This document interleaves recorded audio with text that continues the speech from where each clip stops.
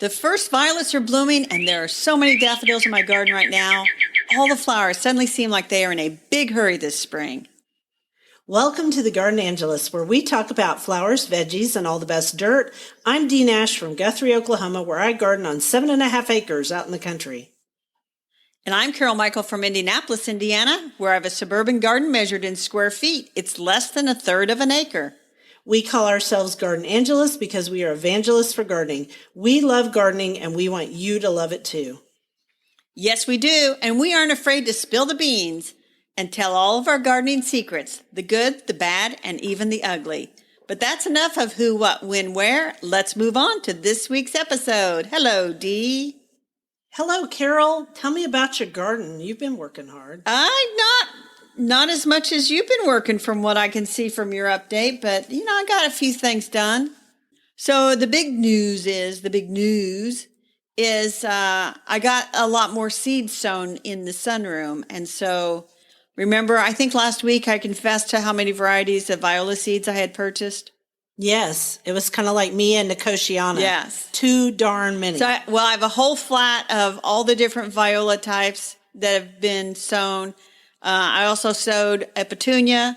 I think it's called Evening Sensations, which is an All-American Selections. And also another All-American Selection, which is a salvia that's a lavender color. The name escapes me at the moment, but I'll put links to those in the show notes. And then, yes, I sowed a whole thing of Nicotiana. Just plain white. And? Just plain white, a lotta. Yeah, cool. Plus, the patio's all set up with the furniture. Nice. And I got a little planter that goes around the umbrella in the middle of the table. I've got a little planter that goes around it. And I had to go back to the greenhouse. I had to get some violas to plant in there because I couldn't leave it unplanted for Easter, right? Right. I'm going to plant mine. That's part of my update. So that would bring to, so that was another flat of violas I had to get. And then, so I was looking around, because I'm all into these perennial violas, and we talked about Viola E10 a few weeks ago. Mm-hmm. So I was looking around, and I found another one called Painted Porcelain, which is from Walter's Gardens, which is the wholesale place where my greenhouse people get all their plugs, or a lot of their plugs. So I sent them a little text, and I said, can you get this one too? Or I said, are you getting this one? And she said, I didn't see it. And she says, how many you want? I told her, and so they're coming in today or tomorrow. And it's called Painted Porcelain. And Dee, these are so pretty. I sent you a picture. You did. They're beautiful. They're kind of a light, gorgeous little lavender white color. I don't know what you'd call it. Yeah. So the website says they're large, creamy white blossoms on the upper petals are infused with lavender purple with deeper purple markings in the center. They're so pretty. So anyway, viola obsession continues unabated. How about your garden, Dee? Oh, my garden. Okay, so I'm still tired from Saturday. I spent all day out in the garden Saturday from 9 a.m. to 6 p.m. And I just bit the bullet and did it. I just did it. I cut back. Did it? What'd you do? I cut back all of my crepe myrtles to the ground, and I have 13 of them. Some are shrubs, some are trees. So I got out the chainsaw, and in a future episode, we're going to talk about our favorite power tools, because we do have favorites. And I also got out my hedge trimmers, and I trimmed back a bunch of the ornamental grasses. And I also cut back some of my Ogon spireas because they were looking pretty rough too. So I cut them pretty back to the snow line. I did a video about what cutting things back to the snow line means on Instagram. I had a busy day. It was kind of a rough day because a bunch of my roses are 6 inches tall. Wow. You Yeah. really did cut stuff back. Well, they were dead to the snow line, which was 6 inches. So I had to do what I had to do. But here's the thing. They all looks really good now, except for I just don't have a lot of structure, because in my garden, crepe myrtles and roses and spireas add a lot of the structure.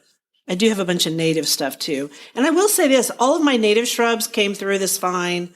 All of my native trees came through this fine. So That's good news. And I'm still on the search for a serviceberry, which is harder to find than I thought it'd be. And you told me that I should just call my local nursery and say, hey, can you get me in one? And I want a multi-stemmed one. So there's that. And I also need a Mr. Poppins winterberry to go with my berry poppins, which Proven Winners sent me last spring. I kept them all alive except for Berry Poppins died. I mean, see, now I'm getting all mixed up. Mr. Poppins, who's the male pollinator, he died. The berry poppins lived. I have three female winterberries, but I don't have a male. So I've got to order a Mr. Poppins or ask for one to come in. That's what's going on here. It's been a busy, busy week. That is busy. And so we shall talk about winterberry some other time. Mm-hmm. And I had a thought about your busy, busy week. Oh, you talked about, your garden lacks structure. So in a future topic, let's talk about structure in the garden. Maybe that's a fall topic. I think that's a good fall topic because structure is where you should really plan first, I think. Yes. But does anybody when you first start gardening, does anybody think about shrubs and trees, really? No. Only if they are a very experienced gardener and have gardened for a long, long time and are moving to some place that's sort of a blank slate, then they probably do. Yeah. But the average gardener, no. The average new homeowner, no. No, and if you buy a new home, like in a tract division, you're going to get a list of plants that you can use from from the builder, and they're all the same builder things. And by the way, people of Oklahoma, quit planting Indian hawthorns. They don't look good in Oklahoma over winter if we have a mild winter, and we are not having mild winters all the time anymore. Every Indian hawthorn in the city looks like death on a stick. That is good advice for the people of Oklahoma. And it really goes to say, it's like, oh, be careful what you plant. No kidding. Anyway, let's move on to the quote. Let's do. Many things grow in the garden that were never sown there. Thomas Fuller, 1654 to 1734. And I picked that one, Dee, because we're going to talk about wildflowers for our flower and talk about our favorite spring wildflowers. So you can go first, because I went first the last time. Oh, okay. Well, I chose Coreopsis tinctoria, and it blooms in early summer in Oklahoma, and then it blooms all the way through summer. And it grows in my upper pasture, and it's related to all the different Coreopsis that people plant in their gardens. It's just the wildflower version. And I like it so much because it has a bright yellow outer set of petally. I mean, the petals are on the outside. They're bright yellow with a red center. It's hard to say that. Yes. And then they, of course, I'm sure it's part of the daisy family. I did not look it up, but it's part of the daisy family, I'm pretty sure. And it looks really pretty, and it has beautiful foliage that's not so much like other Coreopsis foliage. I don't know. I just like it. I just think it's pretty. It's not long-lived, but it produces seeds in abundance. So it's in that book that we are reviewing. We'll get to the book in a minute. Yeah, tell me about that flower, since I didn't write any more. So the author of the book that we're going to review, and we might as well tell our readers, it's A Naturalist Book of Wildflowers by Laura C. Martin. Hang on till about 20 minutes in. We'll talk about it some more. Yep. But she says this Coreopsis was first described by the Lewis and Clark expedition in 1805. And now I'm going to tell you the gross thing she said. Oh, no. What? So the word Coreopsis comes from the Greek chorus, which is bedbug, and opsis, which resembles, looks like, because the seeds of Coreopsis resemble bedbugs. I remember I read that and I just laughed. So, This is also, its common name is Plains Coreopsis. Anyway, it has the, what would you call that foliage? It's like lance leaf type Coreopsis. It has the lance leaf. Yeah, little narrow leaves, and it's airy looking. That's what I was trying to say earlier. It looks airy in the garden or in the meadow. People don't tend to grow this in the regular garden. They can. No. But it grows in meadows. And it's great because it says it's host to 42 different pollinators, and that finches and sparrows eat the seeds. So. Well, the other thing, the tinctoria, they would get a reddish dye from the flowers, a golden reddish dye, they said, from the flowers. So Tinctoria means of the dyers, as in dyeing cloth. Like tincture. So interesting. Excellent. Yours? Oh, well, we know what yours is going to be. Well, it's violets, but I'm not going to talk about violets because everybody will be going like rolling their eyes. It's like we got to fast forward through this part of the podcast. So I do have a non-native violet that is blooming, so we'll skip that and talk about another favorite that I noticed, and it's really nice. It's the trout lily. I love trout lilies. Erythronium americanum. Erythronium americanum. And what I really like about this is I bought the plants, I believe, from Old House Gardens, and the probably as a root.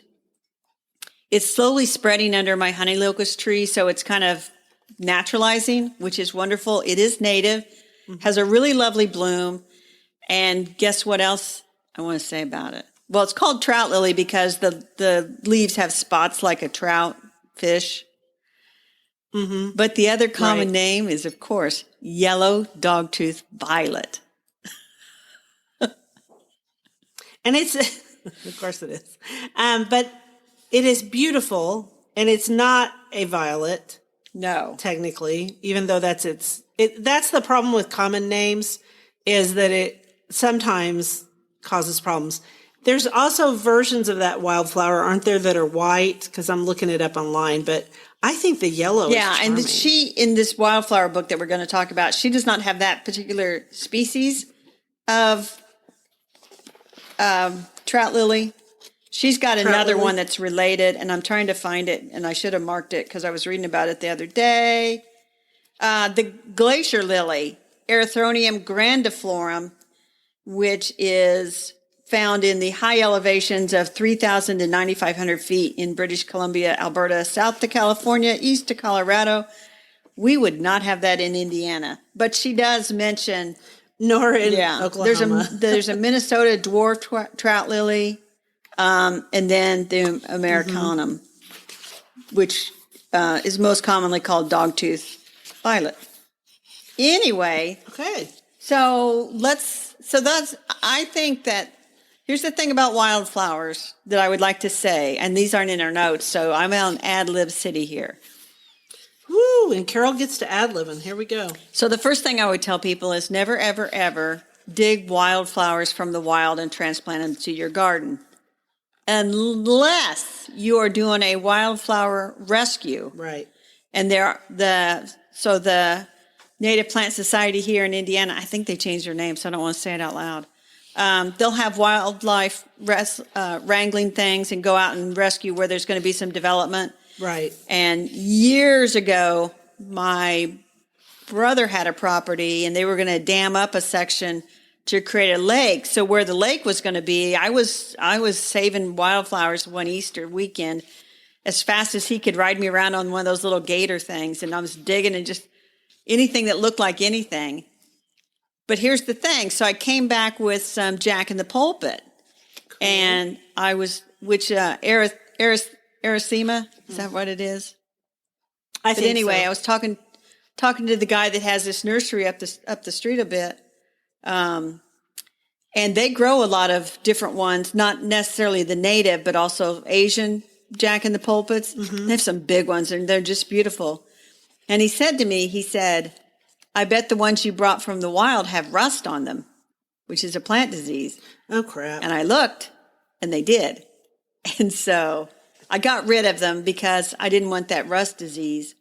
And that's the other thing you have to be careful of. You don't know what you're bringing into your garden when you dig those things. Well, and also a lot of times if you dig those things, they don't make it because a lot of these plants have tap roots or some special condition that helps them grow. And so when you disrupt them from their place, if you don't know a lot about the plant, it's just hard. So my suggestion is if you see a place where stuff's being disturbed and it's the right time of year and you want to do a rescue, go gather seeds. It's a lot easier to grow them from seeds. And I just saw another wildflower that I just really love that's in my upper pasture. But anyway, I digress. the other thing is there are reputable nurseries, and you'll have to find most of them online, who do sell wildflower plants, but they're nursery grown. So don't buy from somebody that's going cabbaging out of the wild, so to speak. Right. Nursery grown. So I bought a bunch of trilliums also from Old House Gardens. I bought some Trillium grandiflorum from them that have done really well. And they're nursery grown. And so you know that they've probably been inspected. And they're probably ones that readily adapt to an actual garden versus always in the wild. Right. And if they need special conditions, they will tell you about them.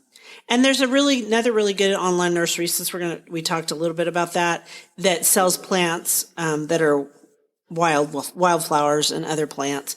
It's Prairie Moon Nursery, and I've bought from them many times, and they just are really reputable. They do a really good job. They only gather seed from the wild, as far as I know. I mean, because it's just hard to transplant certain plants. So you can buy both seeds from them, and you can also buy native plants. And they group the plants according to where they grow. Because I think growing wildflowers is not as easy sometimes as growing, depending on the wildflower. Let's just say it that way. True enough. So we will put links to both of those resources. And if any of our listeners knows of another good place to buy wildflowers, they should let us know. I will say locally, there are a couple of different nurseries in Oklahoma that I can think of off the top of my head. One is Prairie Wind in Norman, Oklahoma, that Bill Ferris owns that one. And he sells a lot of native plants, pollinators and things. And then Wild Things Nursery is another one. So she only does, as far as I know, unless something changed this year, she usually does festivals. But because we lost so many festivals last year, I'm not sure how her business has changed. All right. Ready to go on to the quote?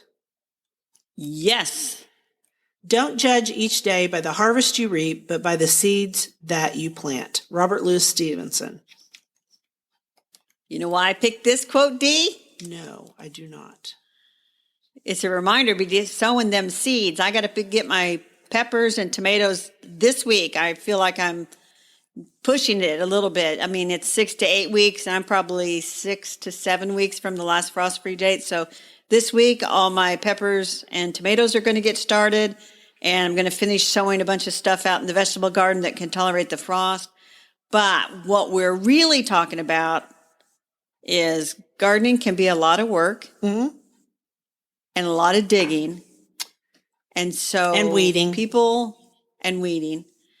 And so people come up with the idea of the layered gardens, where instead of digging down into the ground to create the planting bed, you layer stuff on top and create a planting bed that way. And right. So here in the United States, Ruth Stout, and was she in the 50s, 1950s? I think she was from the 40s to the 60s. I'll look it up while you talk about Ruth. She was Rex Stout's sister. Well, do you assume everybody knows who Rex Stout is? Oh, do they not know about the Nero Wolfe mysteries? Because they're a big deal. Rex Stout was a famous American mystery author. So she started writing, let's see, when she wrote her first. She wrote her first No Work, the No Work Garden book, I think was her first one. And it was 1953. There you go. But her books, by the way, they're not inexpensive to buy good used copies, as we say. And I own none, and I think you bought one at a garage sale once, you said? I have How to Have a Green Thumb Without an Aching Back, which I bought at the time just because I thought the title was hilarious. Yeah. But it's a good book. And then Pat Lanza, who we both know from Garden Com and lives down in Tennessee, she's had a bunch of books about, and she called it lasagna gardening. So it's layer on like leaves and then compost and maybe some topsoil, and you just kind of create a little sandwich of organic material that kind of then just sort of blends itself all together, and you get a lovely fluffy planting bed. Right. And then I saw on Gardener's World, they talked about Charles Dowding in the UK. He's the layering guy. Right. So here's the question that everybody has and thinks is they think the first layer should be cardboard. Okay. And do you have an opinion about this, Dee? Well, I mean, I kind of know what you're going to say, but I have never used cardboard layering in my beds because I have Bermuda grass, and the Bermuda grass will just come in and eat that cardboard and raise you one. So I have never done that exact method. So I don't think it will work where I live very well. But there's more to it than that, because like all things in gardening, which I have to tell this to people, garden coaching all the time, it's more complicated than you think. So tell them the complicated part. Well, we're not going to tell them the whole complicated part because we're not complicated people. Thank you. But we're going to give them a couple of links to Linda Chalker Scott, who's up there at Washington State University. And there's the gardenprofessors.com website, and she talks about cardboard. And here's a couple of things she says. Number one is if you put cardboard up by your house, you might be attracting termites who love cardboard. Mm-hmm. That would be their appetizer, and then they would go for the wood of your house. And for somebody that lives in a log cabin, I'm sure that's not something you really want. No, it's definitely not something you want. I've had termites. It's not pretty. So that's one problem with the cardboard, yeah. The other problem is it stops the flow of oxygen, and so the soil underneath the cardboard can get anaerobic, I think is the correct word, where it gets, if you ever seen dirt that was sort of like a grayish, slimy, almost has like a bluish cast to it. Right. That's a very poor soil, and oftentimes under cardboard, that's what you will find. So you probably don't want that. And so I wouldn't suggest using cardboard in where I live in gardening. I mean, if you're going to do the layering method, you can layer with a lot of different things. You don't have to use cardboard. No, you don't have to use cardboard. I mean, and I would go and look up some of the things that are on the links that we have. They'll give you some alternatives. And so you could use like a good bedding straw could be used as a lower layer. Done that. That works. Leaves. Done that. That works. Compost. Yep, done that too. So have you ever used, some people use newspaper as the first layer.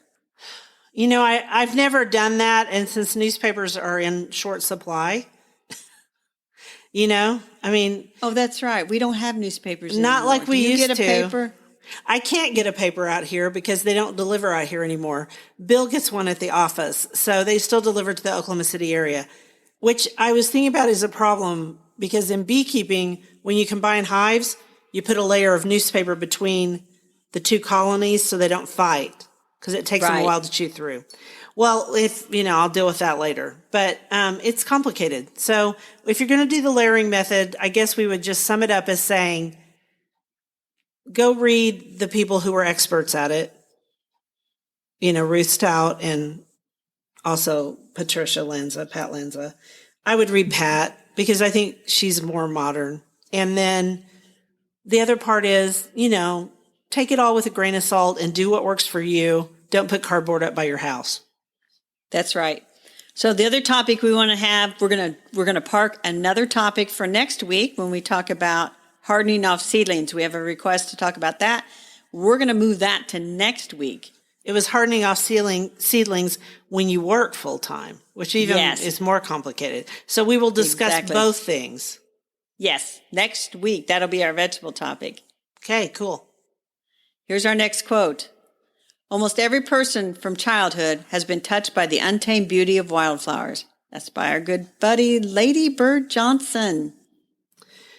Who we love. We love Lady Bird Johnson. I just saw another piece on her recently, and I wish someone would do a whole show on her wildflower stuff. That would be neat. So you just fund that. It's probably a lack of funding for anything else. Probably. So on the bookshelf is, and we already talked about it a little bit, A Naturalist Book of Wildflowers by Laura C. Martin. And so this is a really lovely book with lovely illustrations done by the author. She included 85 flowers. We talked about a couple of them. So the book is organized by bloom colors. And for every flower, she writes about its habitat and range, the conservation around it, wildlife partners, in the garden, which is helpful to know if it grows well in the garden. And then some related species, medicinal uses. She has a little section in the back, which is kind of fun, on gardening with native plants, and then foraging and cooking wildflowers, crafting with wildflowers, and children. And I think it's a really lovely book to browse through. And I've been enjoying reading it some this weekend and finding out different things. And I always, when I get a book of wildflowers, you know what the first thing I look up, don't you, Dee? Nope. Come on, that wasn't a hard question. Violas. There you go. So I looked and she has a nice section on viola. So I was just being ornery. I was just You- messing with you. to our listeners, Dee is wearing a lovely violet colored shirt today in honor of my favorite flower, the violet. Anyway, It's actually in honor of Lake Tahoe, but go ahead. okay. It is So this beautifully violet. It's from Countryman Press. We'll leave a link. So Laura, I looked her up. She has I can't talk. She has a bachelor's degree in botany. Oh, you're talking about her botany degree. Yeah. And she has a whole section. Yeah. Did you see that in front of the book where she explains quickly about botany and how you need to look at the different parts of the wildflower? Yes. I thought, having an emphasis in botany myself, I was very excited to see this because not very many people talk about botany anymore. And I like botany a lot. Okay, keep going. There you go. So she wins points for that. She does. Anyway, she does have a website, which is naturebasedblog.com. We'll link to that, and we'll also link to the book, which is A Naturalist Book of Wildflowers, celebrating 85 native plants of North America. And she also like it. She also drew all the botany parts, which is what Yeah, did we not say that? No, we didn't. There are pictures of all of it. So she doesn't just tell you the terms. She draws them. And I was going to tell you, I'm having a little geeky moment here. This is what I did in botany. When you would go to class on your tests, you would write down. Did you take any botany with your horticulture degree? I took a plant taxonomy class. Well, that's good. That's naming. You took a naming class. I took a drawing class. Anyway, that's what got me all geeky about botany and why I ended up with so many botany classes, because I enjoyed drawing the parts of the flowers and the parts of the trees and the stems and all of that and naming it and stuff. That was just one part of it. Anyway, I'm through geeking out now. Anyway, it's a wonderful book. I think it's a good book to read at night before you go to bed. It is. Yeah. Yeah. And it's 85 nights worth. There you go. It'll take you through the summer, or start it in the fall and go through the winter. Anyway, so our dirt is, speaking of geeking out, this is nerding out. Yeah, and you need to tell them you have a bunch of YouTube videos about, or at least 2, because I watched them the other day. We referenced this last week or the week before, which is I've gotten into these Trello boards to organize my gardening life. Right. And so the Trello board, you can put it, software, it's an app. So it works on your phone, it works on your iPad, it works on your PC, any place you can get an internet connection. And basically it's a board and you pin up lists, and on the lists there are cards. And so I'm listing everything that I'm putting in the vegetable garden. I'm putting my planting dates on there. I am doing all kinds of organizing. I'm posting the pictures of areas where I want to plant bulbs this fall, and posting pictures of what they look like now. So when I go to plant in the fall, the picture will be right there. I won't have to scroll and look for it. It's like, okay, that's what that looks like. I need to plant some stuff right there. So I'm pretty excited about it, and I will link to the videos that I've done. They are good videos, and they made me kind of envy your. I'm really envious of your board on plants that are sent to us and seeds that are sent to us, and keeping track so that we can, write about these things or talk about them or whatever. So, and I need to let Proven Winners know that I talked about their plants today. Their winter. That is correct. Because they don't send us this stuff just because, they love us. They send it because they'd like to know that we occasionally talk about their things or write about them.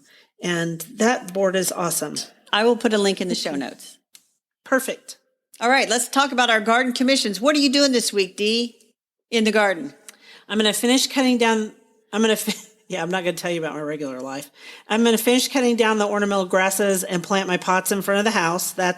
I'm going to get those pots planted today. And it is still a little early in Oklahoma, but those are next to the house. And if we have a really cool night, which it looks like we're going to have one this week, I can take a garbage bag, one of those big contractor bags, and put it over the pots. So it is safe to plant in those limited conditions. I saw a guy at the nursery yesterday carrying out 10 giant tomato plants.